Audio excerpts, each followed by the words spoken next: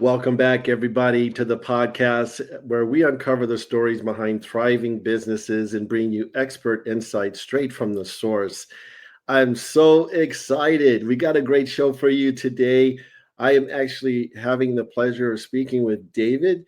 He's the founder of Glass House Studios. How you doing, David, this morning? Doing well. Thanks for bringing me in as part of this. You're very, very welcome. So, for our listeners, this show is all about behind the scenes experiences to gain valuable advice. This podcast is your go to resource for learning about the businesses that shape our communities and discovering how to make the most of their services. If you enjoy this content and you want to hear more, please like, subscribe, or even give us a comment. Let us know how we're doing on our end as well. So, with that being said, we're going to jump right in and talk to David and get to know a little bit about his background. I'm telling you guys, we have a great show here, so please stay tuned. Hi there. I am David Campiti. I own two related businesses here in the Orlando area, Glass House Studios, which is an animation company, and Glass House Graphics that handles everything for print. You wanted some background, so I started out in Wheeling, West Virginia, of all places. I had worked in radio. I then moved to Massachusetts, where I was a copy chief of LG Balfour Company, where they did class rings and Super Bowl rings and stuff like that. Wrote every word that came out of that company for 4 years. Worked for the United Way for a while, and then I got into publishing. Ran innovation publishing for 5 years, where I worked with some best-selling authors, Anne Rice, Stephen King, Larry Niven, Jerry Purnell, folks like that. Then went on to start Glass House Graphics, where I've been packaging artwork, corporate logos, any kind of design, print, publishing work for over 30 years. And about midway into that, I started Glass House Studios, an animation studio. So we've done bits and pieces of things like Horton Hears a Who and Ice Age 4 and Romeo and Juliet and a few other big animations. Plus, we have packaged full animated features for Hulu and for Netflix. And so a lot of people don't even realize we're here doing work for Disney and DreamWorks and Simon and Schuster and all these other big companies right under everybody's noses. Well, I was looking at your website, the ghsanimation.com, and I was looking at some of your work, David. It's wow, in terms of quality, it's awesome. Thank you. Thank you.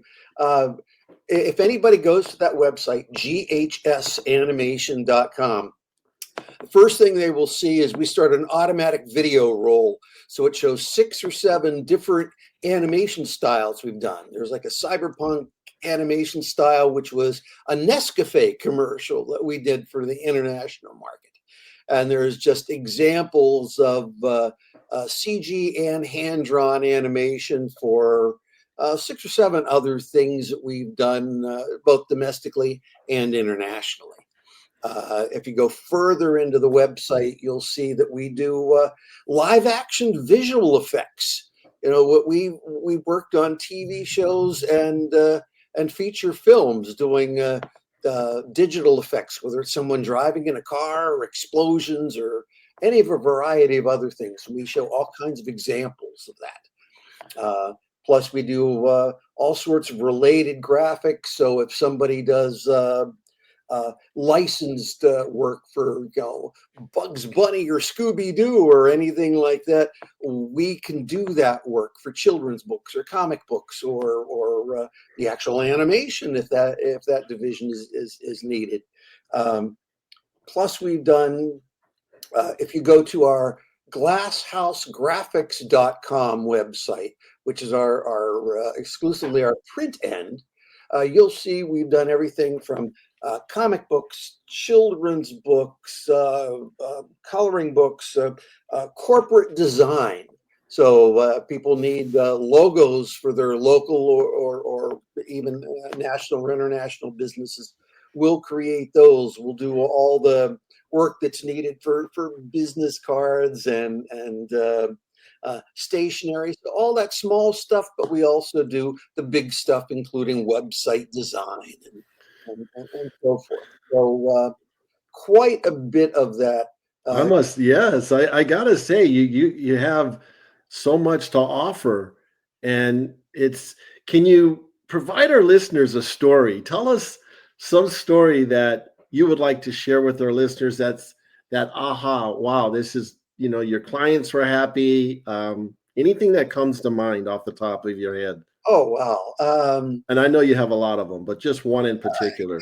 It's what's nice is I don't have to advertise. Most of our work is from word of mouth. For example, we worked for DreamWorks, their publishing division, for years, and I was trying to get publishing work with Simon and Schuster, one of the big book publishers, because they have several divisions that do comics, graphic novels, that sort of thing. And really couldn't get a word in edgewise, so to speak, with them, although we'd work with some of their competitors, Random House and so on. And I get this call out of the blue from the art director of Simon and Schuster. Oh, we have a big problem we need to solve. And I was talking with the art director over at DreamWorks, and they recommended you guys. Wow. And that ended up with Simon and Schuster becoming our biggest print client for years. Well, congratulations. And you can tell there's passion in the way you've expressed that story, right? And it's something that you will always reflect back on. Am I right? In terms of how that whole process went. Let me do a little bit of show and tell here. Yeah, absolutely. So the reason they came to us was they had kids' books. Like, this is a group of, 4 graphic novels here for Goddess Girls. And another kids' project here, Heroes in Training. There we go. Heroes in Training, which is also 4 graphic novels. And what would happen is Simon & Schuster said, we have a problem that we can't solve. Our publishing schedule is pretty aggressive. We want to do like 6 graphic novels a year, each one of them 160 pages, and doing basically 1,000 pages of artwork in a year is impossible for 1 or 2 or 3 artists working in a consistent style across all these books. Well, there's no way this can be done, but DreamWorks said you could do it. So of course we can, because we know how to make a bunch of artists work in the same style because we work with animation. So we'd set up a team for these things and could do thousands of pages for Simon and Schuster. We did 8,000 pages of artwork for them last year. Wow. And Goddess Girls and Heroes in Training are 2 that are near and dear to my heart, because the art director said, wait a minute, don't I know your name from writing a book called Hero Alliance? I used to read that years ago. I said, wow. Yeah, I wrote Hero Alliance. I wrote Superman stories for DC Comics. I did all this other writing across the decades. Oh, would you be able to write these books for us? Sure. So, at my age, I became a children's graphic novel writer. So that was pretty cool. And so we did the writing, the art, the lettering, the coloring, everything for it. I like that a lot. Looking back, what's a major lesson that you learned from if you had to start over, that you could share with our listeners? Anything come to mind? Yeah, despite how great an opportunity seems, don't sink a ton of money into it. The case in point, a few years ago, we had the opportunity to meet boxer Floyd Mayweather. And he loved the idea of creating a sanitized version of his life as an animated film for kids. Well, that's pretty cool. And we met with him, and he told us what he'd like to see. And we went back and spent a ton of time and money developing a story outline, storyboards, just all kinds of stuff for him, including an entire marketing plan for all these things. What's the perfect kids drink from Floyd Mayweather? Mayweather Punch. Coming up with things like that. All sorts of product examples, and then we took it one step further and even did an upscale adult version for him, creating a fancy logo like you'd see on Prada or Louis Vuitton or whatever, and created all these upscale things for bespoken suits with the logo and the lining and shoes and belts and a smartwatch and all that. So a ton of time and effort into this. And it was like, oh, you're my guys. We're doing this movie, all this handshaking and so forth. And then, I guess 5 minutes after we were out of the room, he was distracted by something shiny, and it never happened. So months of work and hopes built up that just never occurred. But there are enough good things that do happen that, something like that doesn't kill us, but, it is a disappointment. And were I to do it over again, I wouldn't have gone to those lengths. No, it makes a lot of sense. And that kind of leads me into asking you, as a business owner, can you give some advice to our listeners of what to look for, in business, some of the things you've learned, maybe a couple things to take away? My biggest thing is, and I find this on the end of working with the artists, so I have to make sure that I don't do this outgoing to our clients. Never overpromise, and because you'll always end up under delivering. Mm-hmm. Be the opposite, under promise and over deliver. As I tell the artists that we work with, if a client wants a book in 30 days and you can do it in 30 days or faster, don't tell them you can do it faster.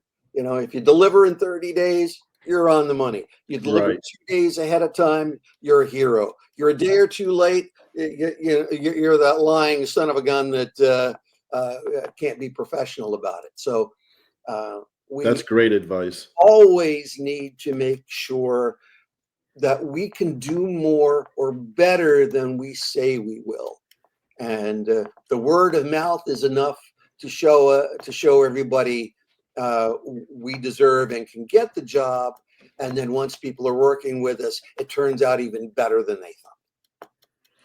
Wow, that's inspiring advice. And again, I appreciate, and I know you've said so much here in terms of what you do with your business, how you're helping your customers, go through that whole process of getting that final product, out the door.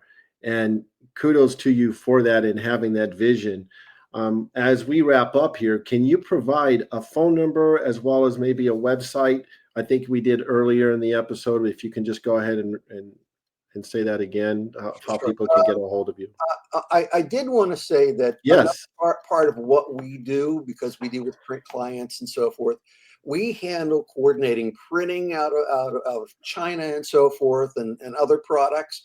What you see behind me, this old-fashioned comic rack, we make those too. We discovered a whole group of collectors, comic shop owners, just folks like that really wanted this old-fashioned comic rack. So we manufacture those and make them available. So we can do all kinds of graphic services beyond just print and animation. We can be reached. My name, as I said, is David Campiti. We're located in Claremont. My phone number is 304-551-1283. That's my cell, the easiest way to reach me. And our websites are www.glasshousegraphics.com And the animation website is ghsanimation.com. I also have a blog for anybody interested in creating comics or working in that kind of comic or animation business. My blog is simply davidcampiti.com. Well, David, it's been such a pleasure, getting to know you. I know we spoke a little bit before we went on this podcast, and it's just been a pleasure to talk to you and for you to share your information, what you do with your business to our listeners, and hopefully we can have you back again in the near future as well. Oh, I'd love it. Happy to help. Thank you so much. Thank you for tuning in to First Media Consulting Podcast. If you enjoyed the podcast, subscribe today. To nominate a business you would like to recommend to be on our show, go to firstmediaconsulting.com or call. Thank you for listening.